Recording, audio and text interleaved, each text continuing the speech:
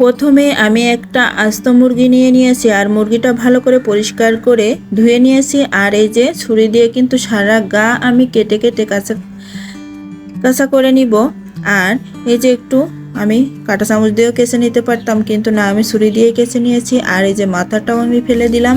এখন এই মুরগিটাকে আমি ম্যারিনেট করে নিব। আর ম্যারিনেট করার জন্য মশলা লাগছে 4-5 কোয়া রসুন, পরিমাণ মতো আদা, আর একটা পেঁয়াজ, আর দিব কিছুটা জিরা। আর এই মশলাগুলো দিয়ে আমি একটু পানি দিয়ে ব্লেন্ডারে ব্লেন্ড করে নিব। আর এই যে মশলাটা কিন্তু এখন ব্লেন্ড করা হয়ে গিয়েছে। এখন এই মশলাটা আমি পাত্রে ঢেলে নিব। আর শুকনো যে গুঁড়া মশলাগুলো সেগুলো দিয়ে দিব। আর 2 টিস্পুন চামচ দিয়ে দিলাম মরিচের গুঁড়া, 1 টিস্পুন চামচ দিব গোলমরিচের গুঁড়া, আর পরিমাণ মতো হলুদ, আর একটু পরিমাণ মতো লবণ। আর এই যে একটা লেবুর কিন্তু এক সাইড স্লাইস করে কেটে তার রসটা আমি পুরাই দিয়ে দিব।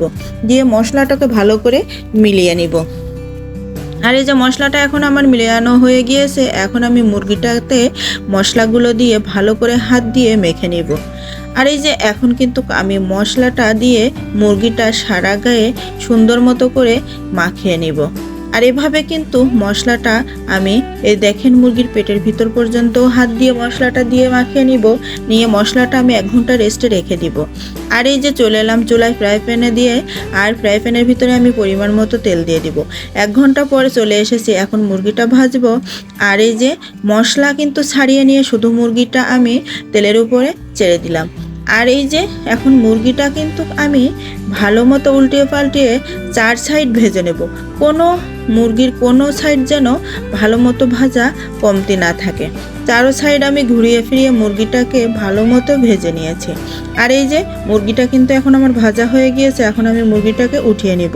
আর এই যে তেলের পরিমাণ বেশি ছিল, তাই তো আমি একটু তেল ছেঁকে রেখে দিয়ে দিলাম। আর এই যে অবশিষ্ট তেলের ভিতরে বাদবাকি যে মশলা ছিল সেটা আমি ভালো করে ভেজে কষিয়ে নিব। আর এই যে লবণ আর একটু পরিমাণ মতো দিয়ে দিব। আর এই যে দিয়ে মশলাটাকে ভালো করে কষিয়ে নিয়ে একটু পরিমাণ মতো পানি দিয়ে মশলাটা আর একটু কষিয়ে নিব। আর এখন এই যে মশলাটা কষানো হয়ে গেছে, মশলার ভিতর মুরগিটা দিয়ে উল্টিয়ে পাল্টিয়ে মশলার সঙ্গে মুরগিটাও আর একটু কষিয়ে নিব। আর এই যে মুরগিটা কিন্তু কষানো প্রায় শেষের দিকে, আর তাই তো মুরগিটা আমি একটু উল্টিয়ে দিয়ে এখন কিন্তু আমি মুরগিটাকে ঢাকা দিয়ে রেখে দিব। 10 মিনিট ঢাকা দিয়ে রান্না করার পরে এটার ভিতরে আমি আবার ঢাকনাটা উঠিয়ে পরিমাণ মতো লিকুইড দুধ দিয়ে দিব।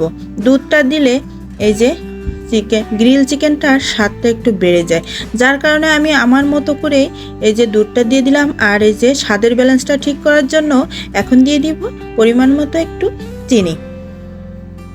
আর চিনিটা দিয়ে দেখেন আমি কিন্তু 10 মিনিটের জন্য ঢাকা দিয়ে আবার রান্না করে নিয়েছি। আর রান্না দেখেন প্রায় শেষ মুহূর্তে এখন আমার চিকেনটা দেখেন কত সুন্দর হয়ে এসেছে।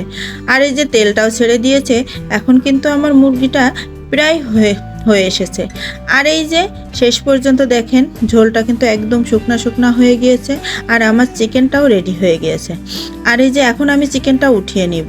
আর এই যে লাস্ট আমার চিকেনের কালারটা কত সুন্দর এসেছে, আর দেখতে যেন অসাধারণ হয়েছে। আর এভাবে করে কিন্তু ঘরোয়া মশলা দিয়ে আপনারা বাসায় চিকেন গ্রিল করে খেতে পারেন। সাধারণত রেস্টুরেন্টে যেয়ে আমাদের মতো গৃহিণীদের খাওয়াটা খুব একটা সহজ হয়ে ওঠে না, যার কারণে বাসায় আমরা এমন করে বানিয়ে বাচ্চা সহ সবাই বাসায় খেতে পারি। আর আমার চিকেনের ভিতরটা অনেক সুন্দর হয়েছে। আর আমার ভিডিওটি যদি ভালো লেগে থাকে অবশ্যই লাইক শেয়ার কমেন্ট করে পাশে থাকবেন। আশা করি ভিডিওটি ভালো লাগবে। আর আমার ভিডিওটি এই পর্যন্ত। আল্লাহ হাফেজ।